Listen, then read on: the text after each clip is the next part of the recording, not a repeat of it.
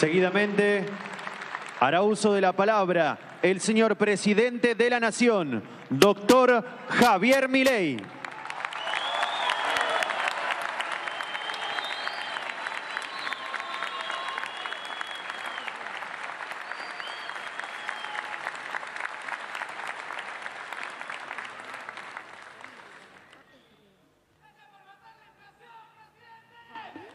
Gracias, pero todavía falta.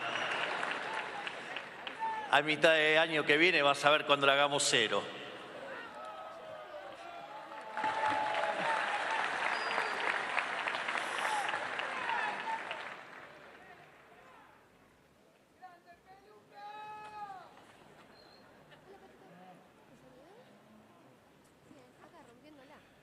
Buenos días a todos. Para comenzar, quiero agradecer a las autoridades de la sociedad rural y en especial a su presidente Nicolás Pino por invitarme una vez más a hablar aquí ante todos ustedes.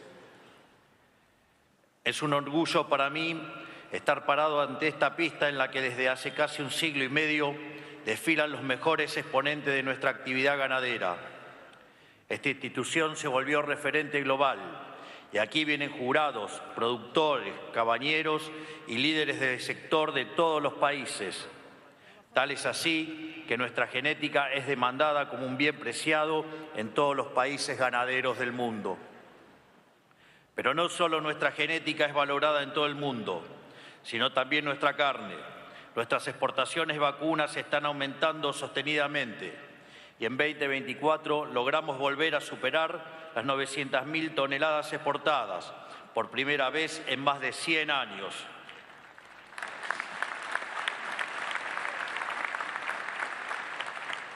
Me gustaría felicitar a todos los actores del sector por esta hazaña y también por seguir realizando esta exposición que representa la esencia de la economía nacional y la acerca a la sociedad civil. Hace exactamente un año me paré ante ustedes con la promesa de comenzar juntos un cambio profundo en nuestra sociedad. En aquel momento alerté que el camino no era fácil, sino que era el camino correcto y que iríamos avanzando a paso firme sin poner en juego la sustentabilidad del progreso. Porque todos, y el campo más que nadie, hemos aprendido del pasado que los cambios hechos a las apuradas se borran fácil y lejos de quedar grabados en piedra, desaparece como huellas en la arena. En aquel entonces no nos alcanzaban las manos para enumerar los infinitos problemas que inquietaban al campo argentino. Veníamos de muchos años de cepos, múltiples tipos de cambio, inflación descontrolada con su imprevisibilidad económica, tasas ridículas para acceder al financiamiento, trabas burocráticas cada vez más delirantes, aranceles cada vez más asfixiantes para la importación de insumos y maquinaria y, por supuesto, las nefastas y siniestras retenciones.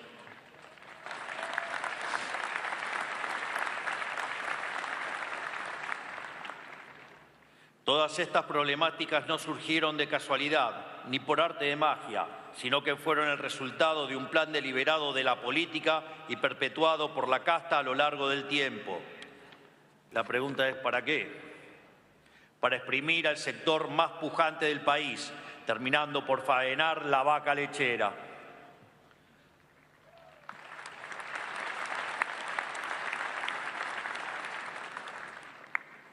Para poner un par de ejemplos, en los 90 años que lleva de vida el Banco Central de la República Argentina, en 70 de ellos hubo cepo cambiario entorpeciendo el comercio internacional y la posibilidad de ahorro de los argentinos. Y durante más de la mitad de los 20 años restantes, si bien el tipo de cambio estuvo unificado, estaba fijado por ley. Es decir, Argentina lleva casi 100 años sin conocer la verdadera flotación cambiaria. Esto se hizo para tratar de contener la inflación que el propio Estado había generado al financiar año tras año un déficit fiscal gigante con emisión monetaria, sin respaldo ni contrapartida de demanda de dinero. Así, empresarios y productores se veían obligados a aumentar constantemente los precios de sus bienes y servicios para mantener su negocio en pie. Ese régimen de inflación alta le venía como anillo al dedo a la casta política para instalar con facilidad su relato antiempresa, en el cual supuestamente los inescrupulosos empresarios especuladores se aprovechaban de las necesidades de la gente.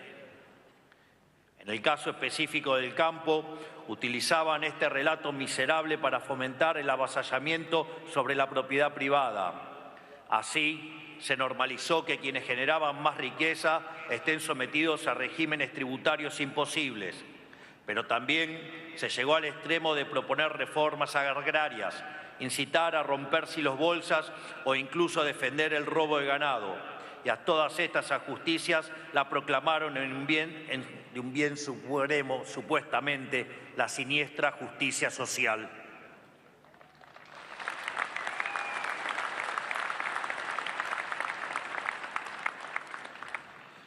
Esta conducta obedece a lo que mi amigo, el escritor Axel Kaiser, denominó parásitos mentales, que podrían definirse como ideas malignas que se instalan en nuestro cerebro y que conducen a la pobreza, alimentándose de nuestras intenciones más nobles.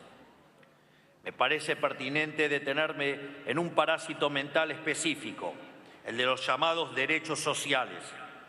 Este parásito mental, inherente a la izquierda en todo tiempo y lugar, busca generar expectativas infinitas en personas, sosteniendo que donde hay una necesidad nace un derecho y que todos los derechos requieren intervención estatal y gasto público, por ende, impuestos.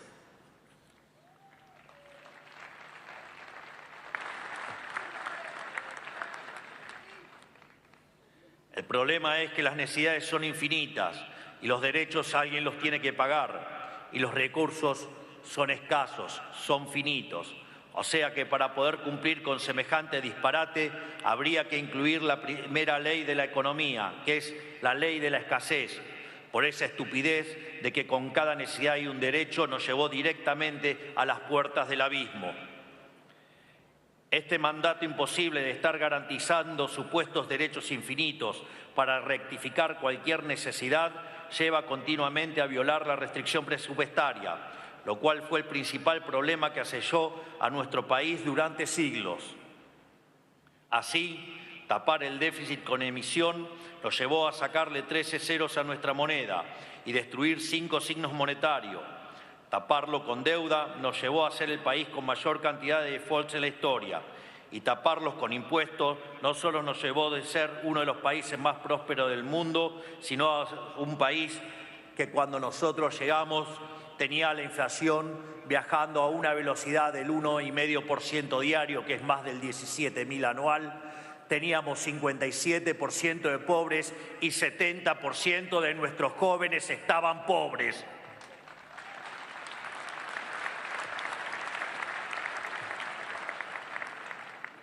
En definitiva, nada de esto fue accidental, dado que, como dijo Thomas Sowell, la primera ley de la economía es la escasez, dado que no hay de todo para todos, mientras que la primera ley de la política es ignorar la primera ley de la economía. Debe ser por eso que hubo que elegir por primera vez en la historia un economista ortodoxo para que arregle este quilombo.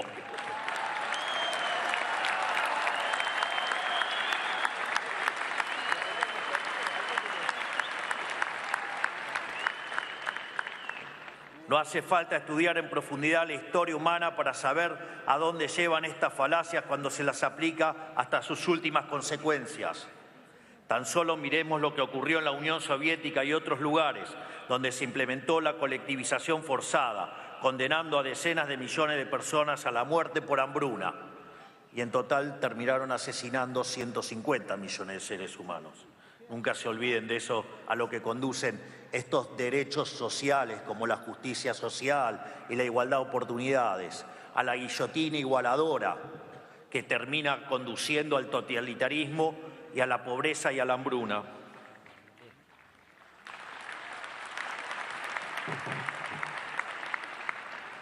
Volviendo a la cuestión nacional, aún no podemos dar por finalizada la guerra contra el modelo empobrecedor que montó la casta durante tantas décadas, pero sí podemos afirmar que estamos ganando muchas batallas.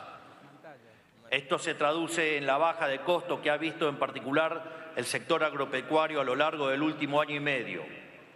Por enumerar algunos avances, hemos eliminado el cepo cambiario y el impuesto país, devolviéndole aproximadamente un 30% de rentabilidad al sector. Facilitamos la importación de fertilizantes y redujimos los aranceles. Volvimos a permitir la importación de maquinaria usada, reduciendo su costo hasta un 50%. Abrimos el mercado de la vacuna de la aftosa. En la próxima campaña ya habrá oferta de la misma por la mitad de su valor histórico.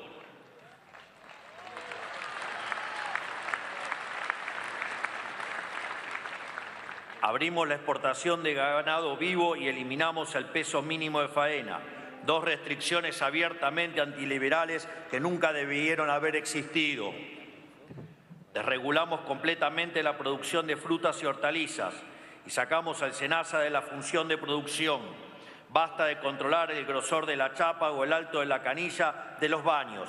Basta de que un funcionario público le diga a un productor cuándo cosechar.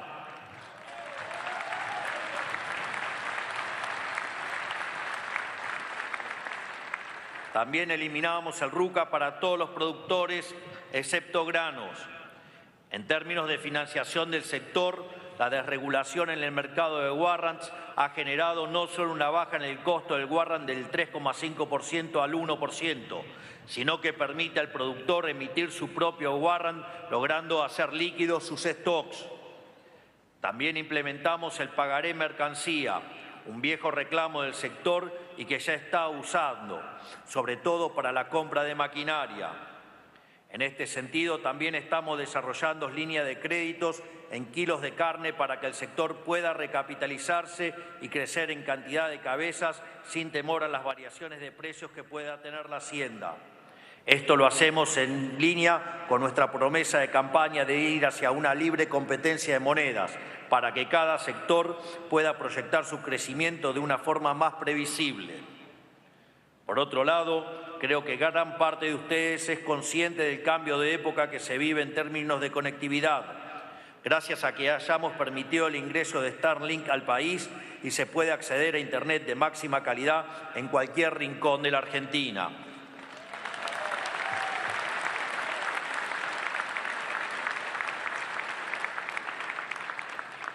Gracias a todo esto, de la catarata de problemas heredados por el sector, solo queda el yunque más pesado, las retenciones. Por eso quiero aprovechar este día para hacer un anuncio importante sobre este gran flagelo que nunca debió haber existido. Desde hoy, las retenciones a la carne aviar y vacuna se reducirán del 6,75 a 5%. Las retenciones al maíz de 12 a 9,5. Las retenciones al sorgo de 12 a 9,5. Las retenciones de girasol de 7,5 al 5,5 y 4. Y también las retenciones a las hojas del 33 al 26 y a los subproductos de soja de 31 a 24,5.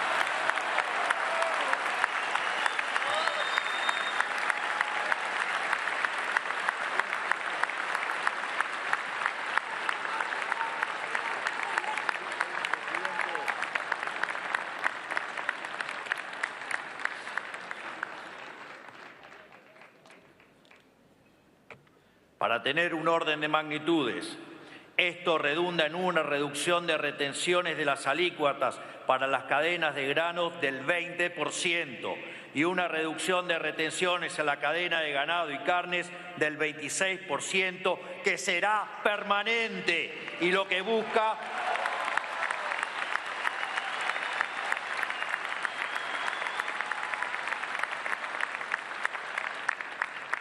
lo cual busca dar impulso al campo, el sector con mayor productividad de la economía y fuertemente castigados por estos impuestos en los últimos 20 años.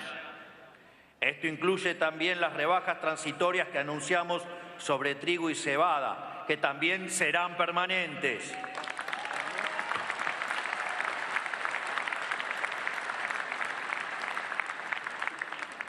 Repito, Estas reducciones son permanentes y no tendrán vuelta atrás mientras que yo esté en el gobierno.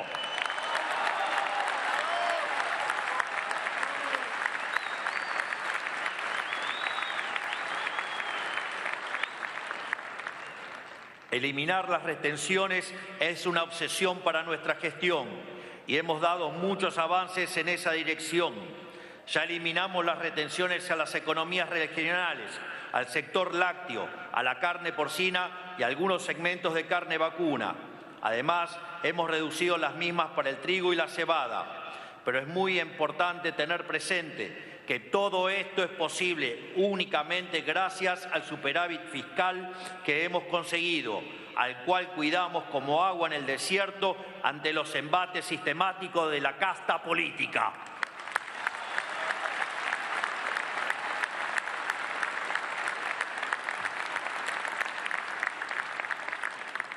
Repito, no hay posibilidad de baja de impuestos sin tener superávit fiscal sostenido. Este concepto no solo es importante que lo internalice la sociedad, sino principalmente la dirigencia política, que lamentablemente no parece haberse hecho eco del grito de cambio que la sociedad expresó en el 2023. ¿Acaso creían que la motosierra era un chiste?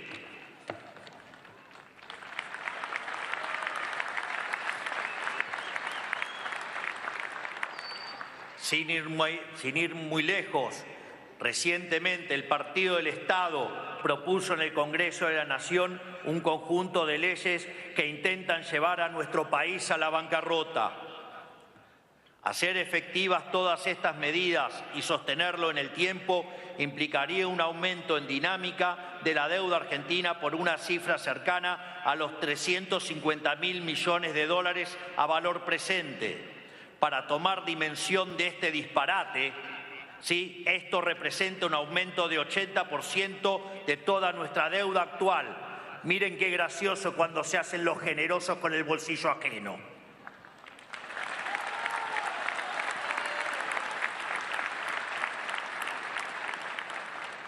Financiar este atropello vía impuestos, la actividad favorita de la casta, implicaría un aumento de presión fiscal entre 2 y 3 puntos del PBI. Esto sería el equivalente de cuadruplicar las retenciones respecto a su valor actual y que vuelvan a ser por lo menos 2 puntos del PBI. No les debería sorprender que salga de un lugar donde, por ejemplo, habita el señor de la 125.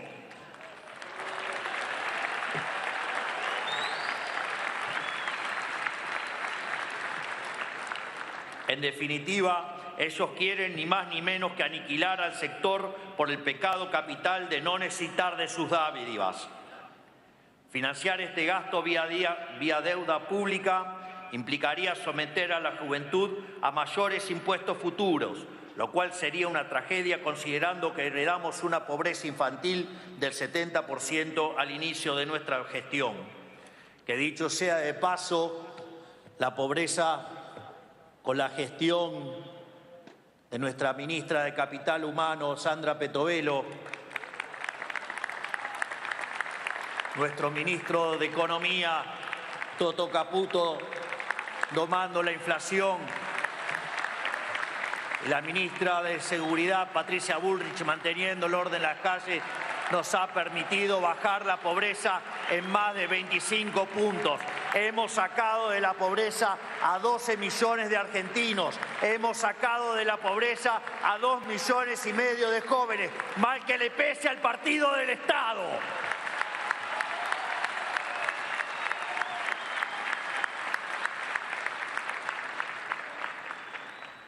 En definitiva, las frases lindas y rimbombantes y pomposas que se escuchan venir de la Casa del Congreso no es otra cosa que un tribunero sensiblero financiado como en el bolsillo ajeno, porque ninguno de los que brega en favor de este torpedo fiscal siquiera atinó a renunciar o a expresarse en contra de las jubilaciones de privilegio.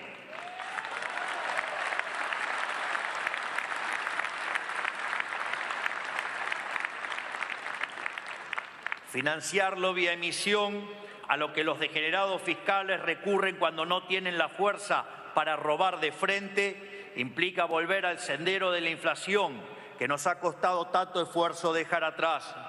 El impuesto más regresivo de todos, dado que castiga con más fuerza a los más vulnerables. Pero claro, a esos vulnerables los hace dependientes del Estado y fáciles de captar para votos y seguir hundiendo al país. Por supuesto que por todas estas razones y para proteger el superávit fiscal que es el ancla que nos está llevando al futuro, vamos a vetar estas leyes que lo que buscan es llevar el país a la bancarrota y a la pobreza.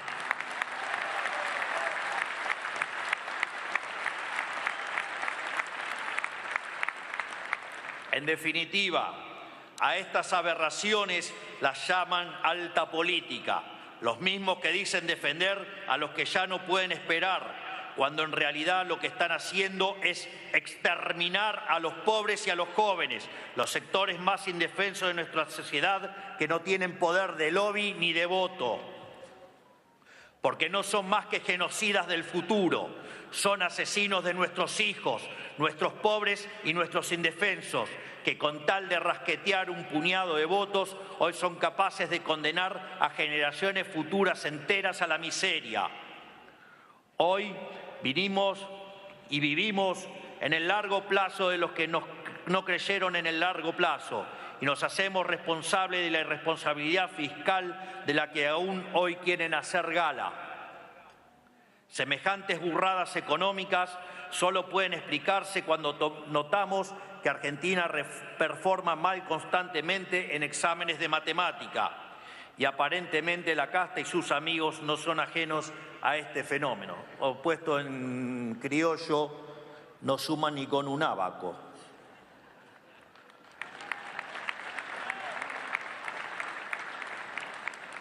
Por eso dicen que con un gasto de 17.000 millones de dólares anuales puede ser financiado con un recoste de gasto de 30 millones en la CIDE, que ahora quieren desfinanciar, pero hasta hace muy poquito querían manejar, cuando en realidad se necesitaría un recorte 570 veces más grande.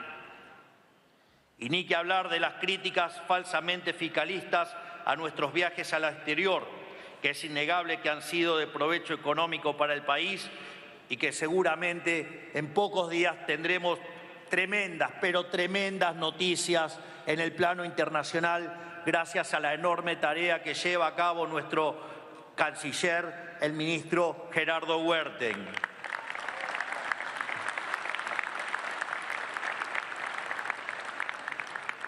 Y es increíble que los mismos viajes que curiosamente son criticados por quienes gastan viaje tras viaje pagados por los viáticos del Congreso para fines personales, pasear, o políticos, o rosca.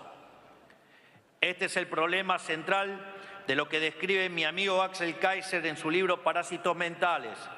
Estas ideas que fermentan y crecen en la cabeza de la dirigencia política como parásitos, inhabilitan cualquier decisión racional sobre cualquier tema, dado que los prejuicios y el dogma se imponen sobre la realidad. Como dato curioso, la palabra parásito proviene del griego para, que significa al lado, y citos, que significa comida. En la antigua Grecia, los parásitos eran empleados públicos encargados de supervisar las cosechas, la preparación de pan y luego comían de arriba. En resumen, vivían del esfuerzo ajeno. Así es que podemos afirmar que cuando nos referimos a la casta, a la alta política, estamos hablando de verdaderos parásitos fiscales, en el sentido más profundo de la expresión, y que ustedes lo vienen sufriendo hace muchísimos años, en especial los últimos 20.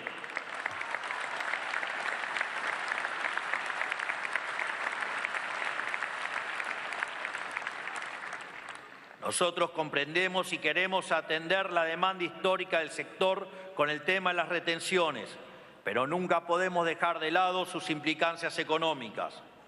Por el contrario, también entendemos que ser extremadamente prudentes en reducirlas es perpetuar una defecio que nunca debió existir en primera instancia y ponerle un techo al crecimiento del sector y en consecuencia de toda la economía.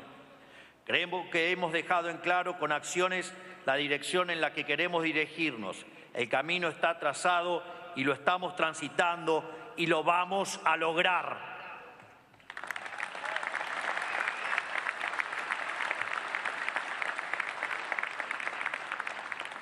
A su vez, de las 8.000 reformas que llevamos a cabo, más de 400 fueron para liberar a este sector y seguimos acelerando el proceso.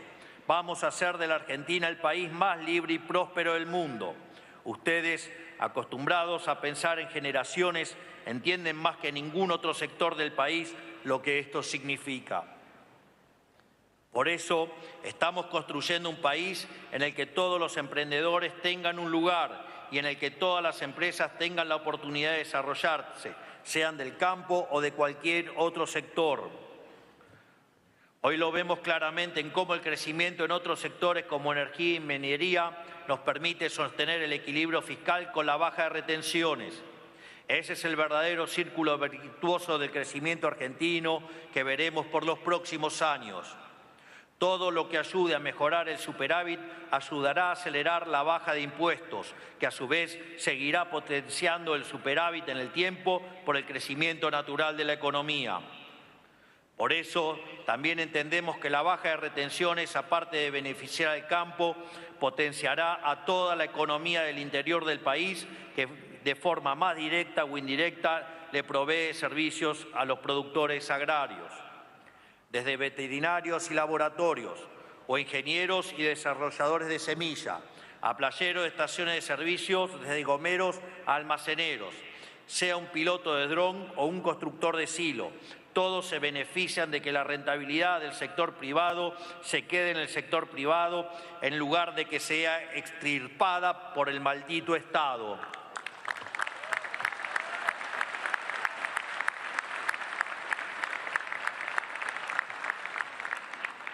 Pero también es necesario recordar que en la Argentina no existe consenso político alguno respecto al rol del campo. Los liberales lo tenemos claro, el resto no.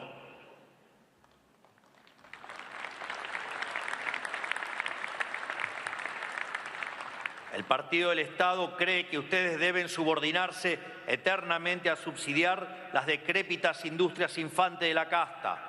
Ellos creen que como sector no valen nada, que solo extraen una renta de un activo fijo. Recordemos la fijación que tenía la doblemente condenada y ahora presidiaria con llamarle suyo al producto que había financiado toda su aventura colectivista.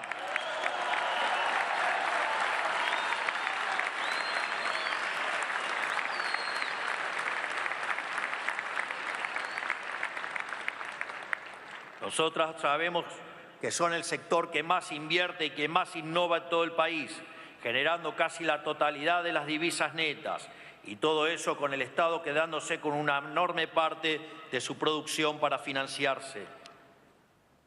Es por eso que hoy existen dos y solo dos modelos de países posibles, el modelo de la libertad y el de la servidumbre estatal representada por el Partido del Estado. Es decir, todos los que no abrazan las ideas de la libertad. Y esto no es una cuestión a medias, o se abrazan o no se abrazan, porque cualquier camino intermedio también lleva al colectivismo.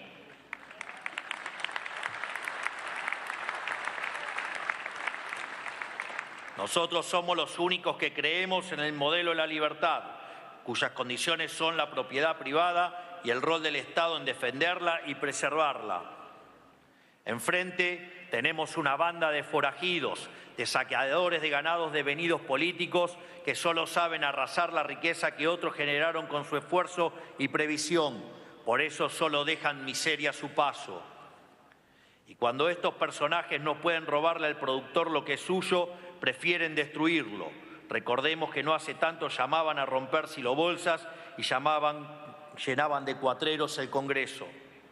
Ellos necesitan negar que hayamos sido alguna vez potencia porque necesitan negarlos a ustedes.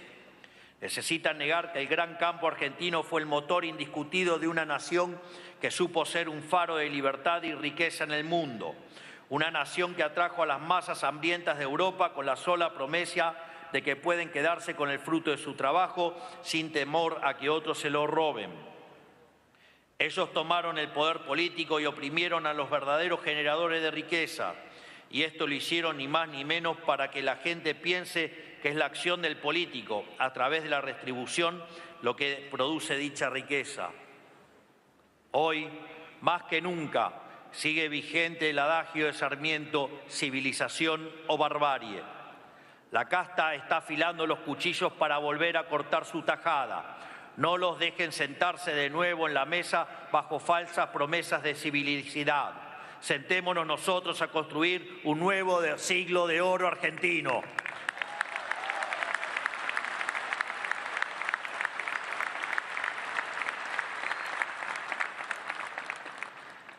Ellos quieren vender que el liberalismo es cipayo y vendepatria, como les gusta decir. En su delirio sostienen que estamos regalando el país a intereses extranjeros. Y ellos, por su parte, han elegido sobreactuar patriotismo al punto de que se vuelve sospechoso e indica una clara intención de disimular una carencia. Aquí, la batalla cultural de parte suya ha sido clave. El kirchnerismo hizo un trabajo de décadas para identificar patria y Estado y convencer a la gente de que son exactamente lo mismo. Por eso, según esta cosmovisión delirante, agrandar el Estado es hacer nacionalismo y la desregulación y la reducción de impuestos es un acto de entreguismo y traición. Esta forma de ver las cosas tan antihumana, vetusta y anacrónica ha sido el lastre que nos ha mantenido hundidos durante 100 años. Si el camino hacia ser una potencia fuera agrandar gigantemente el Estado y sus injerencias, la Unión Soviética seguiría en pie y el comunismo dominaría la tierra.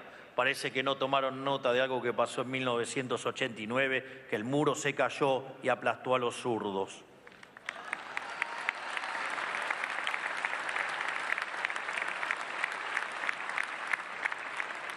Nosotros, en cambio, venimos a proponer otra cosa, un verdadero patriotismo que concentra sus esfuerzos en el engrandecimiento de la sociedad y no de la burocracia.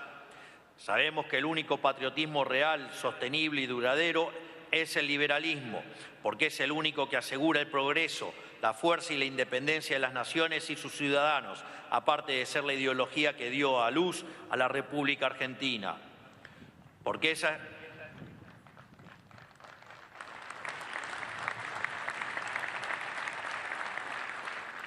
esa es la verdadera noción de patria, que todos los argentinos puedan progresar y que Argentina se vuelva un país pujante y soberano, no la idea tergiversada que quiso imponer el kirchnerismo, que llamó nacional y popular a lo peor de nuestro pueblo: delincuencia, corrupción, vagancia, ventajismo, piquetes y ñoquis.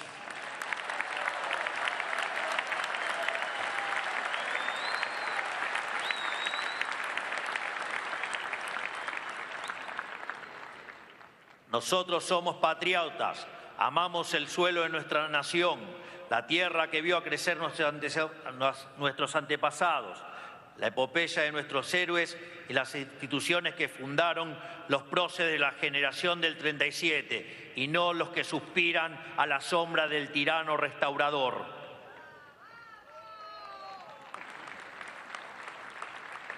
Entendemos por patria aquello que dijo Alberdi, el padre de la Constitución que nos trajo las décadas de mayor progreso en nuestra historia. La patria es la libertad, el orden, la riqueza y la civilización organizados en suelo nativo, bajo su enseña y su nombre. De esta manera estamos convencidos de que bajar la inflación es hacer patria, bajar la pobreza es hacer patria, bajar los impuestos es hacer patria, bajar la inseguridad es hacer patria, comerciar es hacer patria, recuperar el respeto del mundo es hacer patria, revalorizar nuestra moneda es hacer patria, desendeudarse es hacer patria y, parafraseando el lema de esta institución centenaria, cultivar el suelo es hacer patria.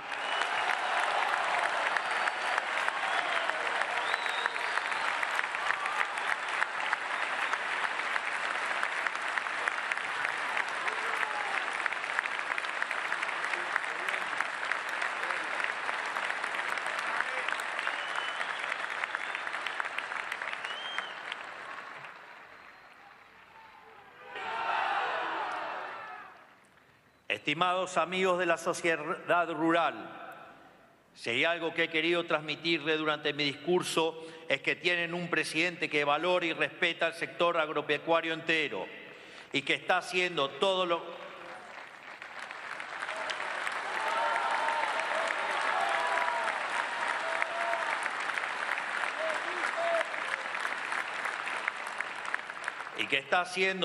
que está a su alcance para revertir el latrocinio al que fueron sometidos por culpa de la banda de saqueadores que gobernó al país durante las últimas décadas. Esta baja permanente de retenciones es una prueba de ello y que seguirá hacia adelante. Sepan que nuestra visión va mucho más allá de ordenar las cuentas. Si fuera solo eso, mañana vendrían otros a retomar el ciclo de miseria del que estamos saliendo.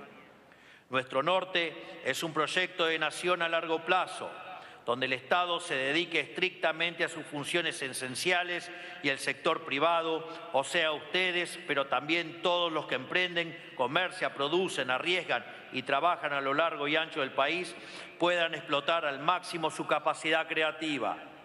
Vamos hacia un cambio de paradigma, donde los viejos vicios de la clase política queden enterrados y donde pueda volver a florecer la Argentina que supimos ser en nuestra era dorada. Antes,